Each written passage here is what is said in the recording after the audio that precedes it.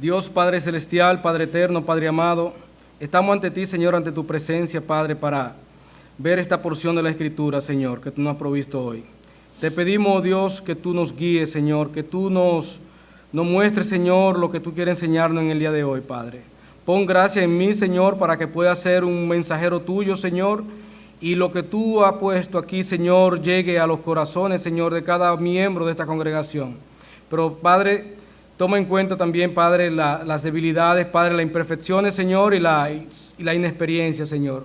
Guíame, oh Dios, está conmigo, Señor, dame fortaleza, Padre. Te pido, Padre, en especial también, Padre, por mi bebé que estaba un poquito enfermita, Señor, para que tú me la cuides, Señor, para que allá en la casa, Señor, ella se siga recuperando, Señor. Guíanos, Dios Padre, y te pongo todo esto en tus manos, Padre, en el nombre de tu Hijo amado, Cristo Jesús. Amén. Hermanos, busquemos por favor el libro de Juan, capítulo 1, a partir del versículo 1.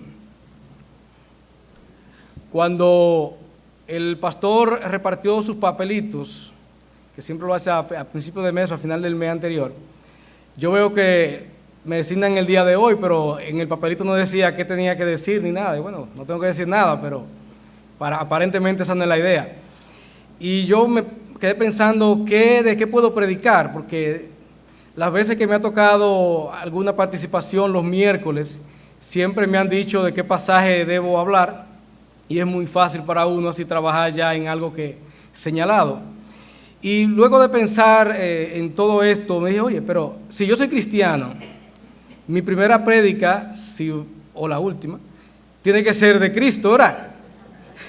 Entonces, por eso este pasaje de Juan 1, para mí es el pasaje que mejor define lo que es la persona y la obra de Cristo en nosotros y en la tierra. Entonces, por favor, leamos.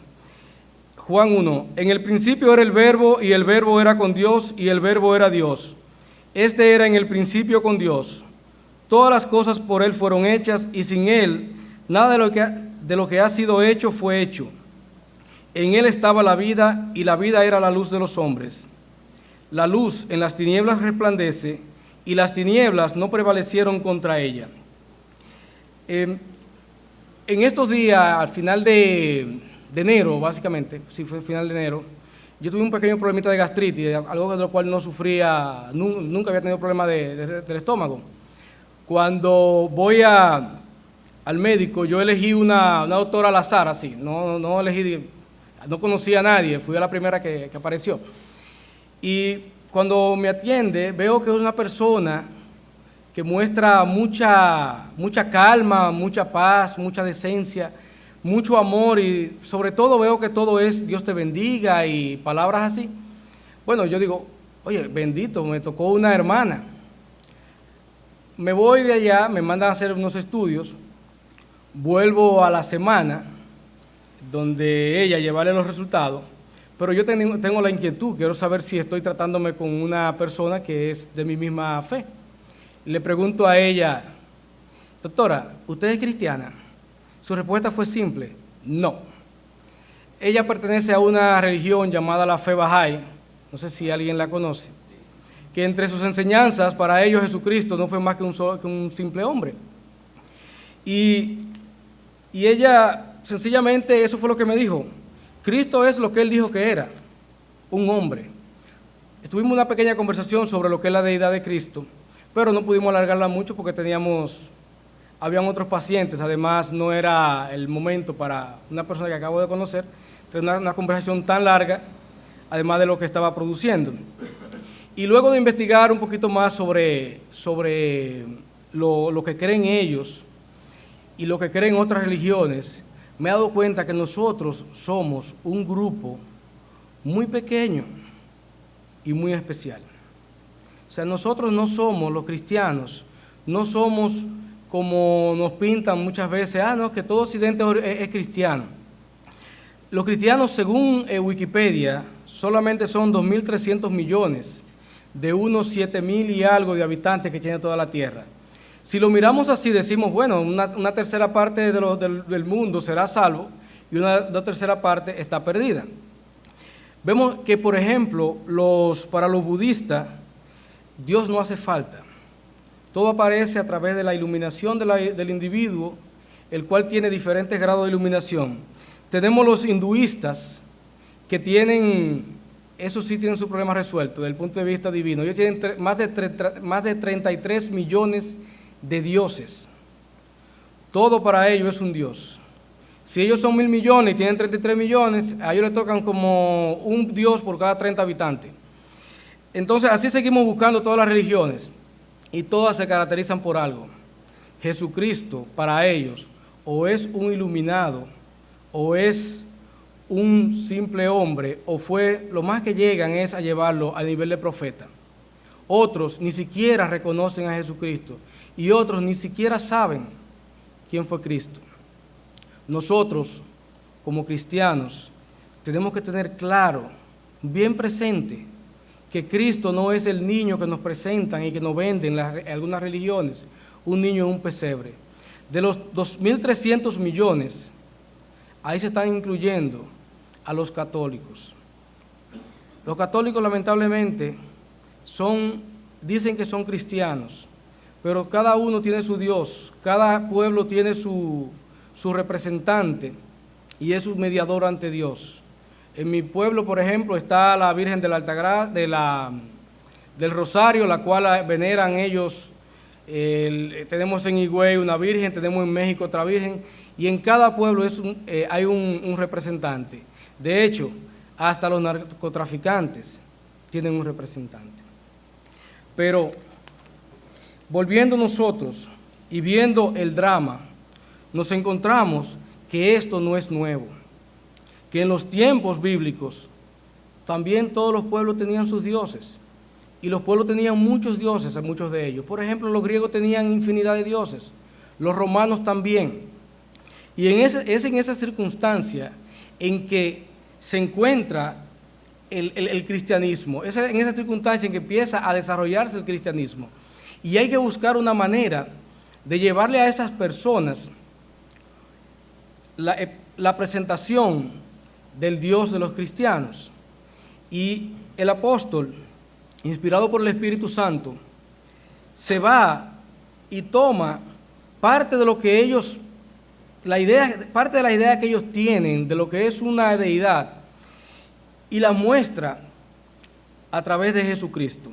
Vemos en la primera parte, vamos a ver versículo por versículo, Juan 1:1 nos dice que en el principio era el Verbo, y el Verbo era con Dios, y el Verbo era Dios. La primera palabra que vemos ahí, que tenemos que ver, es la palabra en el principio. Esta palabra nos refleja que Jesucristo existía desde antes de la creación.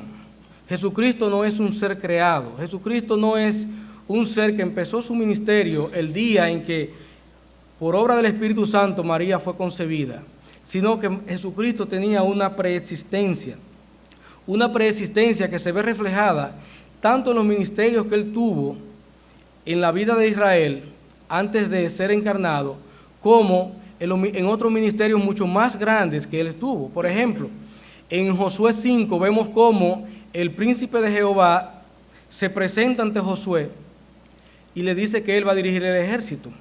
Vemos cómo también el ángel de Jehová se presenta ante Abraham, y cuando vemos la reacción de adoración de Abraham y vemos cómo fue la reacción de adoración de Josué, vemos que ellos aceptaron adoración. Vemos que cuando se nos presenta a Jehová en el Éxodo, en Éxodo 3:14, cuando se hace la presentación que Él dice, yo soy, vemos que antes de eso, de quien se habla es del ángel de Jehová. Es el ángel de Jehová que se aparece en la zarza ardiente. Luego, entonces, la conversación pasa a presentar a Jehová mismo hablando con Moisés. Entonces, vemos ahí los ministerios de Cristo, pero también vemos que el Cristo tenía que ser eterno. Tenía que ser eterno porque así estaba previsto en las profecías. En Miqueas 5:2, que es donde se nos habla del nacimiento del Mesías que sucedería en Belén. Oigan lo que dice el pasaje, Miqueas 5:2. Pero tú, Belén Éfrata, pequeña para estar entre las familias de Judá, de ti me saldrá el que será Señor en Israel, y sus salidas son desde el principio, desde los días de la eternidad. Ahí vemos claramente que Cristo estaba desde antes de la creación del mundo. Pero vemos también que Cristo, Él mismo se identifica en el Apocalipsis como el Alfa y el Omega, el principio y el fin de todas las cosas. Vemos cómo en Colosenses se nos presenta a Cristo como el Creador, algo que se había hablado, que se presentaba en el Génesis como la obra del Padre. Sin embargo, aquí también lo vemos que se nos presenta como la obra del Hijo. Y es que en la perfecta divinidad de la Trinidad se ven las tres personas actuando en cada momento. En la creación vemos que el Padre determina la creación. Vemos al Hijo creando y vemos al Espíritu Santo organizando toda la creación. Vemos también que en el mismo pasaje se nos dice que Él era el Verbo. En el principio Él era, o sea, ya Él estaba en el principio. Y cuando vemos el Verbo, vemos que esta es una palabra que no solamente se puede traducir como la palabra o como la acción, sino que es algo mucho más que la palabra y que la acción. Es una palabra que tenía mucho uso, tenía muchas aplicaciones en lo que era en el mundo griego. Los griegos utilizaban mucho en su filosofía la palabra de el logos, que es la traducción del verbo. Y el logos para ellos era la razón universal, era como aquello que ponía orden en todas las cosas. Ese logo para ellos era la causa o la razón o el argumento. Voy a utilizar los mismos términos que utilizaron los filósofos. Principio que genera o la norma, o es la solución o fórmula que expresa la esencia natural de todas las cosas. O sea, era una palabra que muchos filósofos como Platón, como Sófocles, Aristóteles y otros utilizaron. También era como una forma de hablar de la plenitud. Pero si vemos la misma palabra logos, cuando se llevó a la traducción de la Septuaginta, se utilizó para definir lo que era también la palabra. Y para los judíos, la palabra tiene mucho significativo. La palabra no es solamente lo que designa algo, sino que es sencillamente la expresión del pensamiento, la expresión de esa idea. Es la voluntad revelada de Dios, es el poder creativo de Dios, es el poder que había construido el mundo y había dado luz y vida a los hombres. Vemos que se utilizaba mucho en la frase, así ha dicho Jehová, la cual expresaba autoridad y poder. También la palabra logos se utilizaba para traducir la palabra evangelio. Lo encontramos en Hechos 8:25. O sea que vemos que si el logos es el Cristo y es el evangelio, también es el logo, podemos decir que Cristo es la palabra, es el logo, pero también es el evangelio. Por eso cualquier evangelio que no esté enfocado en Jesucristo no es un evangelio genuino. Será cualquier cosa, pero no es el evangelio. También vemos que Mateo 13:20 se utiliza para traducir la doctrina. Cristo es la doctrina. Cristo es el conjunto de normas que debe regir al cristiano. Vemos también que el verbo, como era la esencia de lo que es Dios, podríamos decir que es la imagen de Dios. Vemos también que el verbo, se nos dice que el verbo en Filipenses 2:6, hablando del verbo, vemos aquí que nos dice, haya pues en vosotros este sentir que hubo también en Cristo, el cual, siendo en forma de Dios, no estimó el ser igual a Dios como cosa a que aferrarse. Entonces, vemos aquí que el mismo apóstol Pablo en Filipenses nos habla de que Cristo era totalmente Dios, ¿verdad? Vemos también que Cristo, sus obras así manifestaban que Él era Dios encarnado. Por ejemplo, los milagros que hacía Cristo no eran milagros de hombres. Él no lo hacía como en el nombre de nadie, Él lo hacía a título personal. Vemos que Él curaba ciegos, que era una potestad que solamente la tenía Dios. Vemos que Él tenía la potestad de perdonar pecados. Vemos también a futuro que su ministerio como sacerdote eterno y como rey solamente lo podía llevar a cabo un Dios todopoderoso que fuera eterno.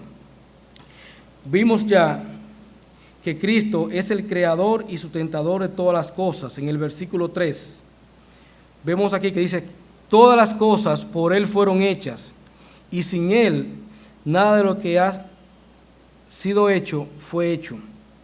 Entonces vemos aquí que Él fue quien todo lo hizo.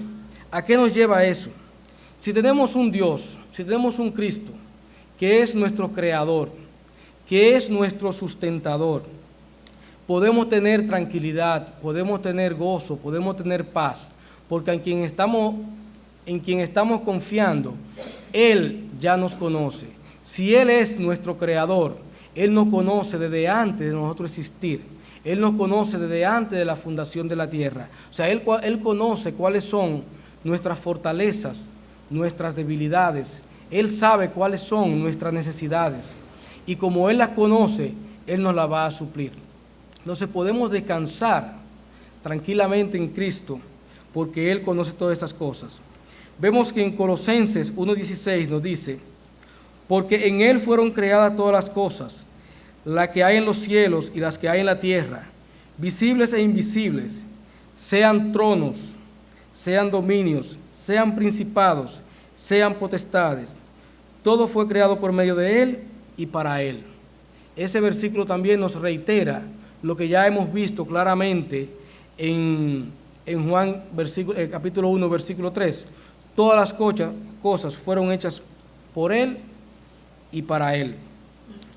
Vemos en Hebreos 1:3 que nos dice que Él sustenta todas las cosas con las palabras de su poder.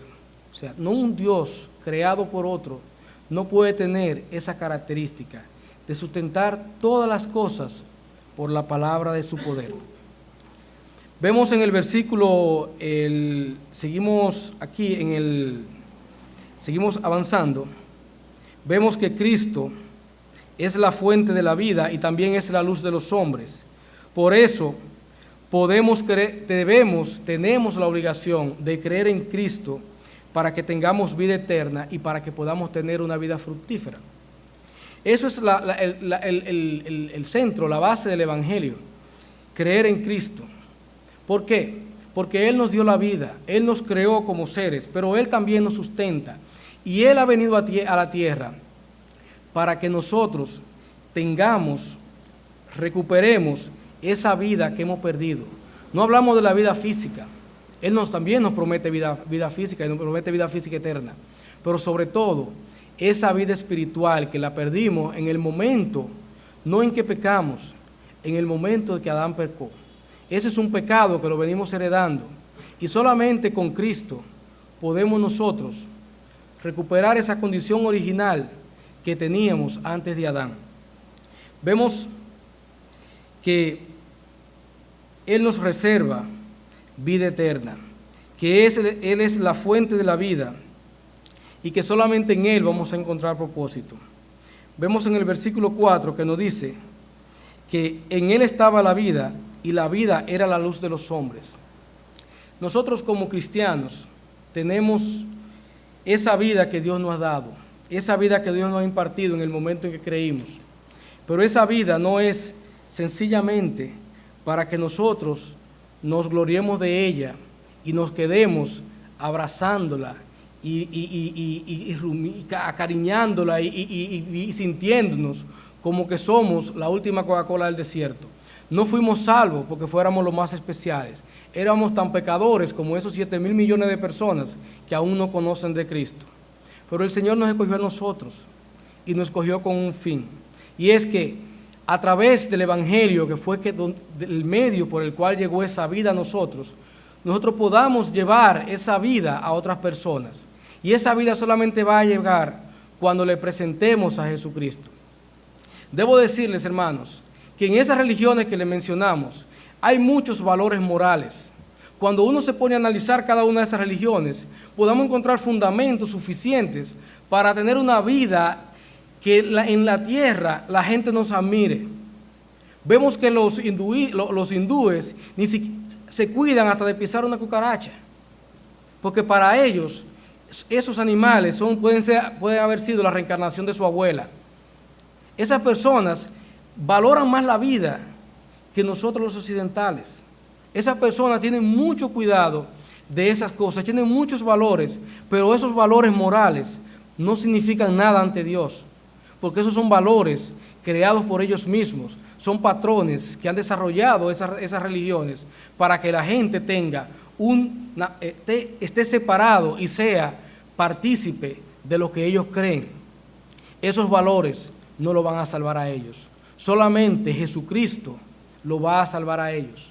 Y nosotros tenemos esa vida, tenemos ese evangelio y tenemos la obligación, tenemos el mandato, tenemos la capacidad para llevar esa vida a esas personas que no la tienen. Vemos que Cristo en Mateo 28, al final de Mateo 28, 18 y 19, Cristo nos habla de que tenemos que ir al mundo y llevar ese evangelio. Tenemos que llevar esa vida y compartir esa vida con otros. No nos podemos quedar solamente pensando en nosotros. Y tenemos un laboratorio para practicar. Tenemos un laboratorio, hermanos. Tenemos nuestra familia. Nuestra familia debe ser el primer campo misionero de nosotros. Es ahí donde tenemos que ir cada uno de ellos y presentarle eso que nosotros tenemos, esa vida que nosotros tenemos. Tenemos que presentársela a ellos. Tenemos que apoyarnos en el Espíritu Santo que vive en nosotros y presentársela a ellos. Si ellos no conocen esa vida, no importa lo bueno que nosotros pensamos que sean, no importa lo calificados que ellos sean en la universidad, no importa lo laboriosos que ellos sean en su trabajo, no importa cuánta maestría ellos hagan, ellos están perdidos. Y esas cosas solamente le van a servir a ellos mientras estén aquí en la tierra. Nosotros tenemos una obligación, nosotros fuimos llamados a hacer un trabajo. Y ese trabajo, si no lo hacemos, estamos siendo negligentes ante Dios y estamos siendo egoístas. No vamos a perder nada con compartir esa vida, todo lo contrario, vamos a ganar mucho. Ganamos aquí en la tierra porque expandimos el reino, tenemos gentes que ya van a tener otros patrones de conducta a nuestro alrededor, pero también ganamos en el cielo, ganamos corona ante nuestro Dios. Entonces, si tenemos recompensas aquí, tenemos recompensas allá, somos tontos si no lo hacemos. Y algo muy importante, no es como un cuchillo que mientras más se usa, más se embota y más se gasta, ¿verdad? Tenemos algo que mientras más se usa, más nos capacita a usarlo. Mientras más predicamos el Evangelio, más capacitados estamos haciéndolo. Mientras más conocemos de Cristo a través del estudio de la palabra, más capacitados estamos para estudiar la palabra. Yo le contaba al hermano Pepe en el estudio del martes pasado, que yo estaba leyendo la Biblia y la estaba leyendo secuencialmente. Cuando llegué al libro de Job, hace un año y algo, 2 años, yo la verdad que me desencanté, me desilusioné, no le encontré como mucho sentido, lo encontré hasta aburrido. Sencillamente, no era el momento de yo entender el libro de Job. Lo leí porque tenía como meta leerlo completo. Luego, no le saqué nada en esa lectura. Pero hace pocos meses empecé a leer el libro de Job y ya lo vi con otra perspectiva diferente. ¿Por qué? Porque la misma lectura, el mismo conocer de Cristo, hace que tú te capacites para conocerlo a Él más. Y esa capacitación es lo que nos lleva a nosotros a cada día ser cristianos más productivos, a ser cada día cristianos más obedientes. Tenemos una obligación, tenemos que presentar a ese Cristo. ¿Por qué? Porque ese Cristo es la luz del mundo. Lo vemos en el versículo 5 que nos dice aquí, que la luz en las tinieblas resplandece y las tinieblas no prevalecieron contra ella. Cristo es la luz. Cristo es aquel que un día nos iluminó a nosotros a través de ese rayo de luz que fue el Evangelio. Cristo nos sacó a nosotros de esa tiniebla en la que vivíamos. Nosotros vivíamos vendidos al pecado, nosotros éramos reos del pecado y Él vino, iluminó nuestros corazones para que nosotros pudiéramos entender el mensaje del Evangelio y podamos llegar a ser parte de su familia. Esa luz debe reflejarse en nosotros. Nosotros somos como espejos. en el momento en que nos convertimos a nuestro Señor Jesucristo, nosotros nos convertimos en espejo de su gloria. Nosotros somos representantes de Él aquí en la tierra y somos como un espejo. Un espejo tiene la siguiente característica: Él solamente refleja la luz que Él recibe. Entonces, si vemos esto como un espejo, vemos que tenemos que buscar una buena fuente de luz, que esa fuente de luz tiene que ser una fuente pura. Si esa fuente no es pura, la luz que vamos a transmitir tampoco va a ser pura. Entonces necesitamos una fuente de luz pura.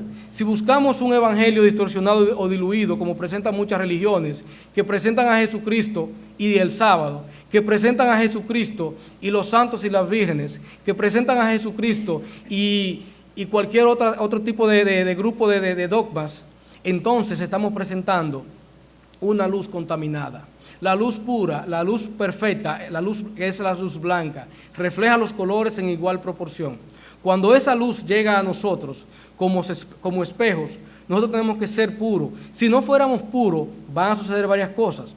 La primera es que si nosotros tenemos cierto color o patrón, si vemos las cosas con cierto color, la luz que vamos a reflejar va a ir con esos colores. ¿Sabían ustedes que el color que nosotros vemos es el color que se refleja? Que cuando vemos una camisa roja, como la de la hermana la hermana Mari, cuando vemos la camisa roja de la hermana Mari, sencillamente es porque hay una luz que está iluminando a la hermana Mari, que contiene el color rojo. La blusa de Mari refleja ese rojo hacia mí y yo puedo ver ese rojo de Mari. Entonces se requiere que Mari, como ser humano, como cristiano, no tenga un corazón rojo, sino que tenga un corazón blanco, mirándolo desde el punto de vista cromático, para que ella pueda reflejar la luz que recibe en la misma proporción de color que tenía cuando la recibió. Entonces nosotros tenemos que buscar la pureza. La pureza en Cristo solamente se consigue a través de la obediencia. La primera obediencia que tenemos que tener en Cristo es la palabra. Tenemos que adueñarnos de la palabra, tenemos que aprendernos la palabra, tenemos que vivir la palabra. Si nosotros no obedecemos a la palabra, si nosotros vivimos la palabra de acuerdo a lo que creemos, nos estamos colocando una blusa roja como la de Mari y vamos a reflejar un evangelio distorsionado. Pero otra cosa, también podemos tener la luz correcta, que es Cristo. Podemos ser el espejo, pero también podríamos tener un espejo empañado y esa luz salir de nosotros sin intensidad. Podemos ser opacos y aún así reflejar los colores. Cuando recibimos poca luz, reflejamos los colores en poca densidad. Entonces, así nosotros tenemos que acercarnos lo más que podamos cada día a esa fuente de luz para que podamos reflejar esa luz. Pero tenemos que ser un espejo puro. Tenemos que ser un espejo que refleje todo lo que nos llega, se refleje a los demás. La gente va a ver a Jesucristo a través de nuestro testimonio. La gente va a ver a Jesucristo reflejado en nosotros. Entonces, si tenemos que hacer eso, si es nuestra obligación, tenemos que buscarlo. Tenemos que hacerlo con diligencia.